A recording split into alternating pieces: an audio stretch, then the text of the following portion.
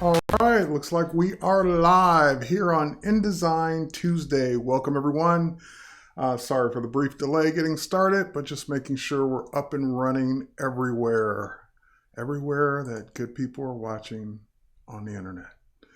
So my name is Terry White, Worldwide Design and Photography Evangelist for Adobe. It's been my pleasure to stream on Tuesdays. I dedicate Tuesdays to InDesign. So today is another InDesign Tuesday. I see Cindy, I see Adolph, I see Victoria, Jasper, William, Movie Kid, Anita. I was trying to say something else there, even though I was reading Movie Kid. Great to see you guys all here.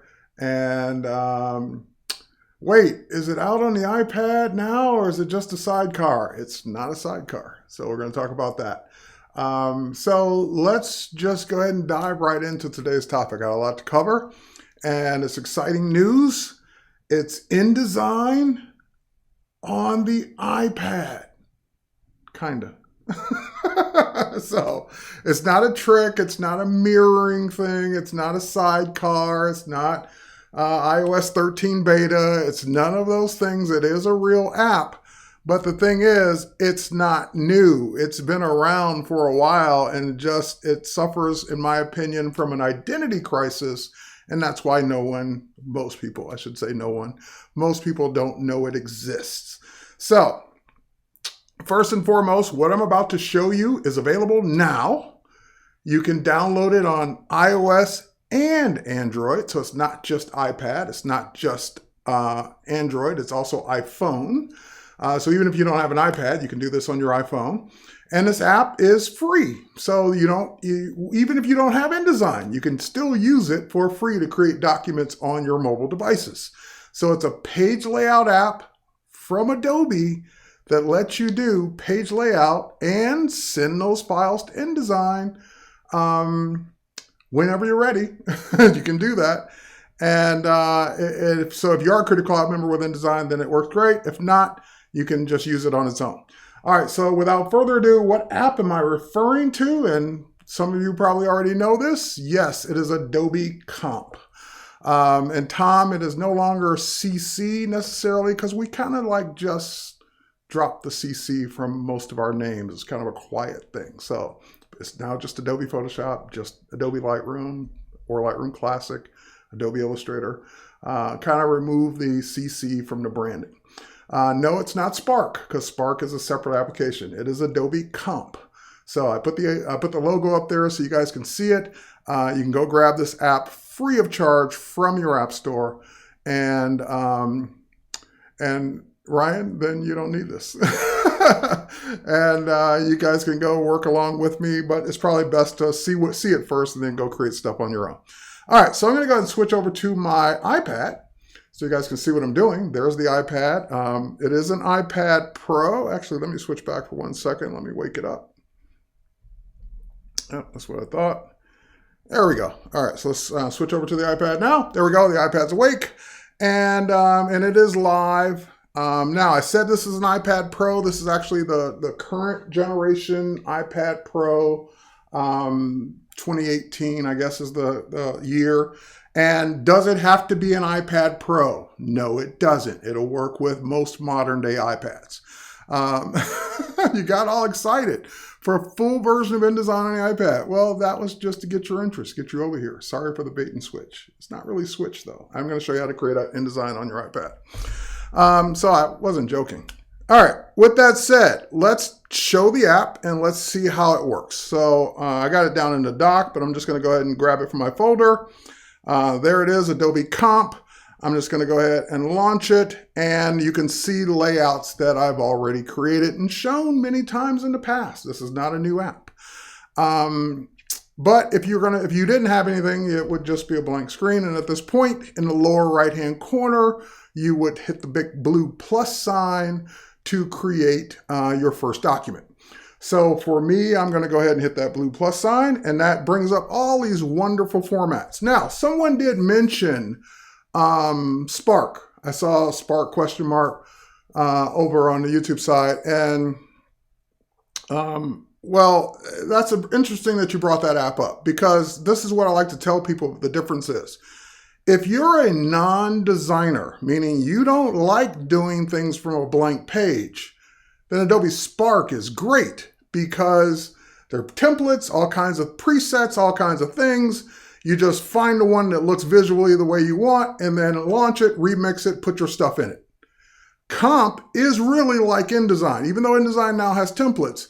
But InDesign is mostly used by designers that are creating pages from scratch, like they're creating their documents from scratch, and then they are therefore laying it out the way they want.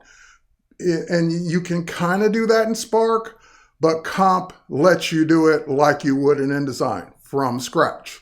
So no templates required. You can lay it out any way you want. You don't have to deal with a certain grid or certain format. You don't have to deal with a certain page size. You can even, if you don't like a page size that's here, there's down in the My Formats, you can go ahead and do My Format. You can hit the plus sign for a new format and make it any size you want. So it is literally just like you would in InDesign. Now I'm going to stick to a letter size document here. So I'm just going to go ahead. I see some recents there I kind of like. But anyway, I'm going to go ahead and do a print size document, and that will just, boom, give me my 8.5 by 11. Blank page, just like InDesign. Now, if we were working with InDesign, we would start to you would either work one of two ways. You would place content, and it would build a frame for you automatically.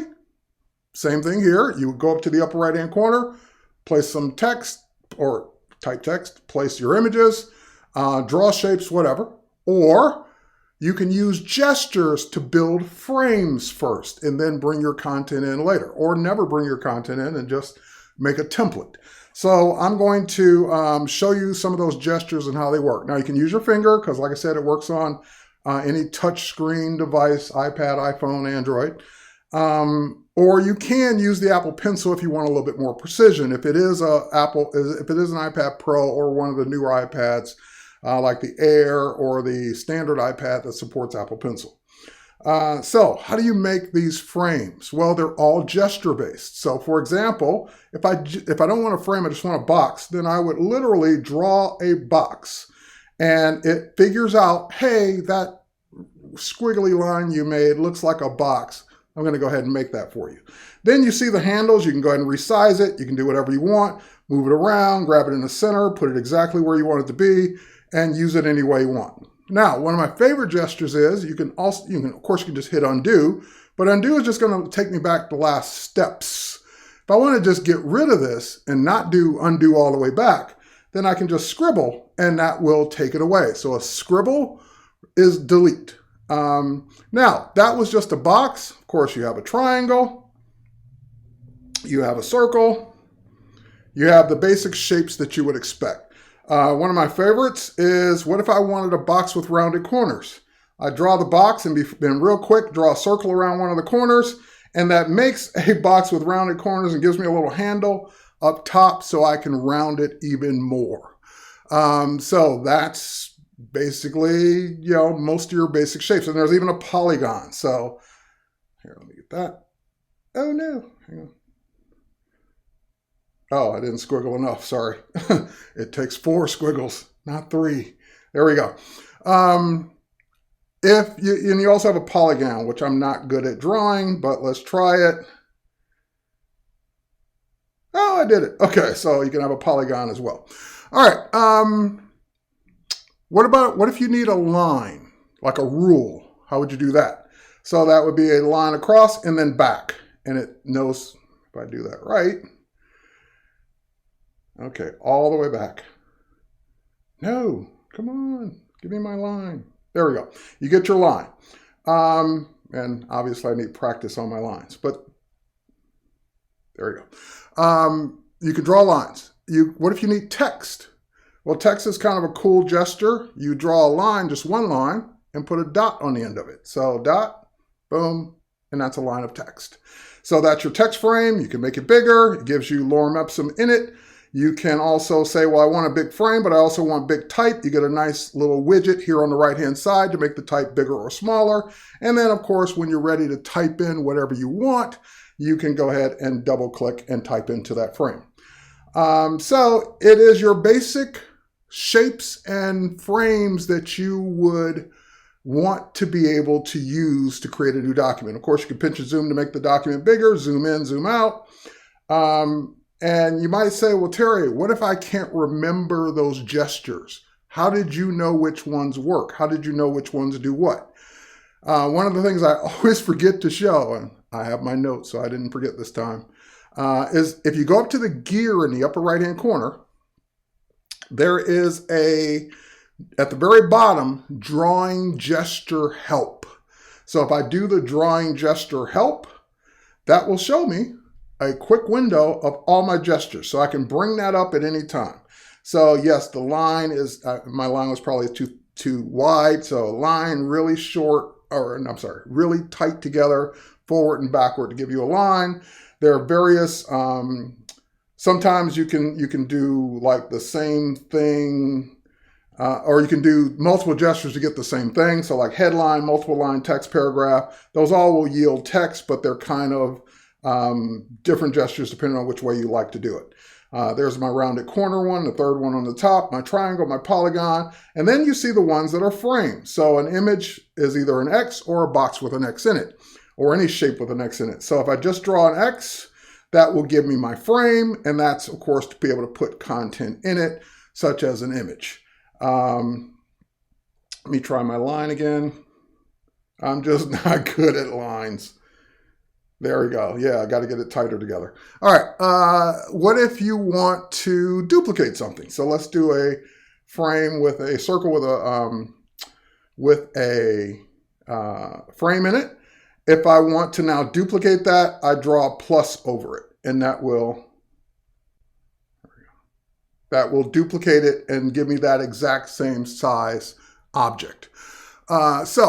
And Kenneth is saying, this is what I've been waiting for. I saw another question, and unfortunately, the answer to your question is going to be no. So the question I saw earlier, can it open InDesign documents? And no, unfortunately, this is a one-way trip. So you create it on here, and finish it on here if you want, and share it on here, and make a PDF on here, or you send it to the desktop to open up in InDesign, and for that matter, Photoshop or Illustrator. You pick. But coming the other way, opening up an InDesign document on here, not quite capable of doing that at this point. All right, so now that we've seen the basic gestures, and I've drawn some frames, I've shown you how to erase, I've shown you how to duplicate, let's go ahead and start building this document that I want. So I'm going to go ahead and draw one big box, and even if I don't get it the right size, I can always put it where I want and size it. So let's do that. And now I basically made just a box or rectangle the full size of the page. The next thing I want to do is fill that with a color. So once you create your shape and your shape is selected, then you'll see all the icons at the bottom of the screen that let you do whatever it is you want to do with that shape. So for example, the gray color, the first circle, if I tap on the gray color, I get my full color wheel. I get the ability to work in RGB or the wheel itself. I get to work in color harmonies. I can do whatever I want there, or more importantly, I can just jump to themes. So there's a bunch of themes that are built in, colors that look good together. And of course, you have your library themes. So these are in my Adobe Live 2019 library that I've been using all year. These are color themes that I've either created with Adobe Capture or Adobe Color, or using the color theme tool in InDesign. So for example, I want this nice green here, so I'm going to go ahead and select it. It gives me that green, or I can pick that green. Actually, that might be a better green. Maybe that green. You get the idea. All right, I always have problems settling on a color. All right, so now I've got the color I want. I've got the object I want. And now I no longer want to be able to move that object around. That's going to be a background element. I just want it to stay in place. I don't want to accidentally move it. So with that said, I'm going to use the little menu in the bottom right-hand corner. At the very bottom of that menu is a lock choice. So we'll lock that, and now I can't move it. I can't do anything with it. It's there. Now you might say, well, okay, it's locked. What if you wanted to unlock it? Go back to the gear icon. You'll notice that there's a little dot letting you know something happened. That little dot saying, hey, you got some locked objects. Do you want to unlock a specific object? It's showing me a little preview, or do you want to unlock them all? So if I ever want to unlock that, then I can go ahead and unlock it. All right. Yeah, well, Dave Clayton, thanks for joining. And the whole point of this stream and streams like it is to get comp more visibility. So if the team sees a bunch of people downloading it today, wink, wink, then they might think, hey, we should develop this even further. So I'm right up there with you, Dave. That's why I'm doing this. All right, next up, I want to put a headline at the top. All right, there it is. And I'm just going to go ahead and make that bigger. And I'll worry about the font size and what's going to go in it later. The next thing I want is a frame in the middle. So I just draw an X. That'll give me my frame for the middle. I'm going to move that up. And I'm going to go ahead and make that bigger. Maybe something like that. And then at the bottom, I want 2 small paragraphs of text. So I'll do, I can either do 1 line, multiple lines, whatever I want. So we'll just do the dot, and we'll go ahead and say that this is going to be bigger, and we'll get it the right size first. And then we'll make the type smaller in it, something like that. And then we will duplicate it. So just draw my plus sign, give me a duplicate of it. I get smart guides to help me keep things lined up nice and neat. And now I've got my 2 paragraphs of text. Okay, so what about putting content in these frames that I've created? So I'm going to double tap on this first one. I'm going to tap the word go green. All right, so now I've got my go green there. We can go ahead and tap out of it and select the frame itself. And I can make that nice and big. So we can just keep making it bigger, bigger, bigger. But before I make it the right size, I need it to be the right font and the right color. So fonts on mobile have always been an issue. And it was actually Comp was the first mobile app from Adobe to bring what we used to call Typekit, which we now call Adobe Fonts, to mobile for the first time. So for example, if I go down to my T at the bottom, it not only brings up the font choices and alignment and spacing and all that great stuff in my library. So if I wanted to use a predetermined style, I could do that. But more importantly, it shows me all the Adobe fonts, or this still refers to them as Typekit, that I had synced on my desktop. So that immediately came over the minute I installed and launched Comp, and it was it synced to my same account. So all the fonts I use on my desktop are here and available to me. Not built-in fonts on the iPad only. I have my actual good Adobe OpenType Adobe fonts from Typekit, Adobe Fonts, which is what it's called now, available to me. Now I know what you're thinking. Well, what if there's a font that you want to use, or you don't know which one you want to use, and you want a new one?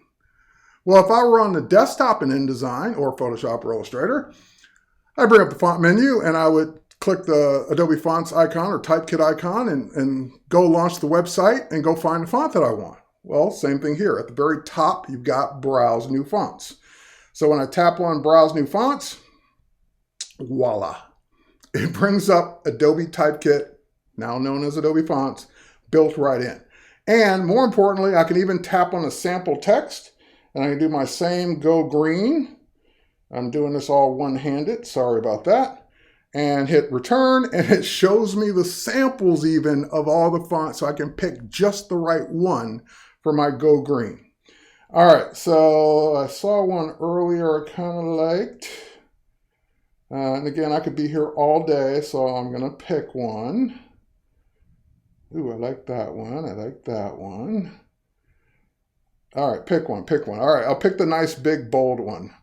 Oh, you know what? Never mind. Go ahead. All right, pick the nice, big, bold one. It's saying I already got that one, but if I didn't, let's pick one I don't already have. That's why I kind of hesitated there. I knew I had that one already because I liked it before. All right, let's do this one. Condor extended. I don't have that.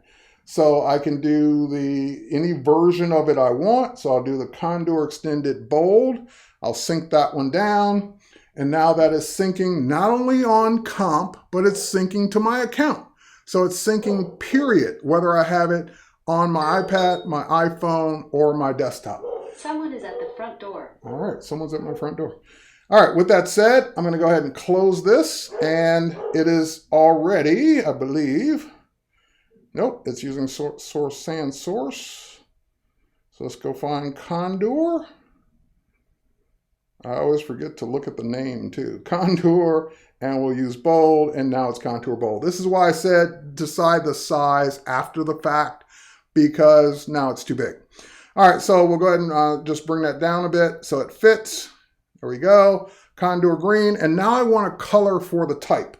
So just like we were able to pick a color for the rectangle, we can pick a color for the black type using the same Adobe libraries, themes, color picker, your themes, whatever choice you want. I'm going to use the beige from that one theme there that's already in my Adobe 2019 library. So that way my colors will be consistent. Colors I'm using here would also be used on the desktop because I'm using the same ones from the desktop. All right, next up, I want to place an image. So the image that I want to place, now when you want to go get an image, well, obviously you can get images as you would expect from your device. So if you've got an image, right, that you took with your device, your phone, your iPad, whatever, that would be here and ready to use. You can take a picture right now. You want to use your Creative Cloud files, the ones that are in the folder. You can do that. You can get the ones that are in your your Lightroom library that are synced. Those should work. And you can even bring up Adobe Stock. You can search for and grab images from Adobe Stock right here in Comp. But I'm going to go to my libraries because I've already got some images that I want to use for this Go Green campaign, and I should have an electric car here. Let's go ahead and bring in the electric car. Pops it right in from my library. Okay. All right. So now let's take this a little bit further. Now that I got this in place, I'm kind of thinking I want some more images down the side.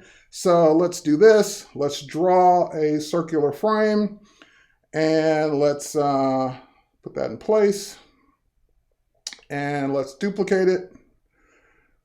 There's my second one. Let's bring that one all the way down to the bottom, put that in place. Love the smart guides, and let's duplicate it. Oop, undo. Let's duplicate it one more time. Select it, duplicate it. There we go, and we'll put that one right in the middle. And again, my smart guide's taking care of all my alignment, keeping things nice and centered. All right, so now that I got those three frames, I can go ahead and start putting content in each one. Let's go ahead and get the windmills for this one. Let's go ahead and get the solar panels for this one. And let's go ahead and get the just the cool Adobe stock image for that one. Now, the placement in those frames isn't ideal. It's not exactly what I want. So I'm going to double tap, and that lets me move the image around inside the frame, just like InDesign would. Same thing on the windmill. I don't want that left windmill to be cut off. So I can go ahead and bring that over and have it in that place.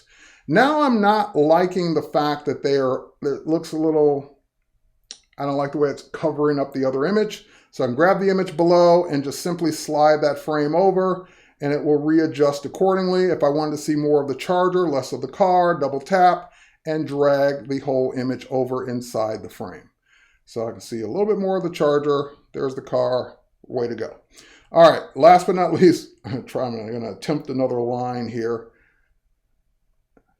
Ooh, I got it that time. I did it backwards and it worked. All right, now I got my line in place.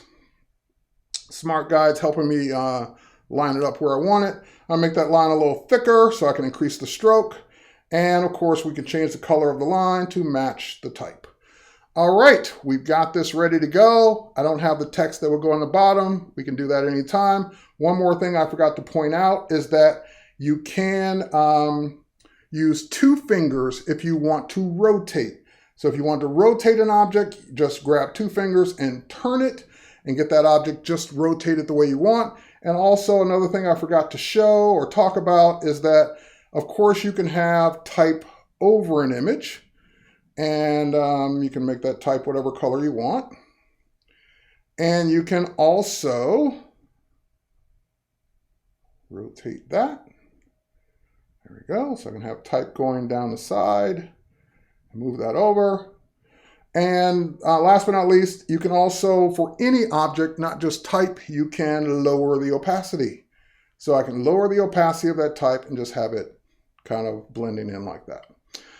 All right, so we've seen many of the things that Comp can do, but one of the big things that Comp does is you're not on an island. You're not on an island of your mobile device. What Comp was originally designed to do was to let people do design work like this and then send it to the desktop if they needed to finish it. So Comp was designed originally to replace the bar napkin. You're sitting with a client, you're sitting with a colleague, you have a rough idea for how the design works, and then you rough it up. Instead of on a napkin, you rough it up on the actual device. Clement's asking a question, can you make more than 2 pages or more than actually 1 page in this case? The answer is not in this version, not yet. So, and I don't mean yet meaning I'm promising it's coming. I'm just saying not yet because I want this to be developed further. So maybe it will come. All right, but anyway, so you're not on that island. You did your comp, you did your makeup, and now you do want to add more pages. You do want to make this document richer. You do want to add things that maybe Comp can't do. So in the upper right-hand corner, here's the magic. Send to InDesign, which is what we're kind of alluding to today, that this is kind of InDesign on the iPad, at least the best version of InDesign on the iPad out there. And you've got the ability also, you pick. If you don't want to send it to InDesign, you can send it to Photoshop, you can send it to Illustrator, you can even send it to Adobe Muse. But you can have this document go to any one of those desktop applications fully editable. So if it was going to Photoshop, it would have all the layers. Let me do it because it takes a minute to create it.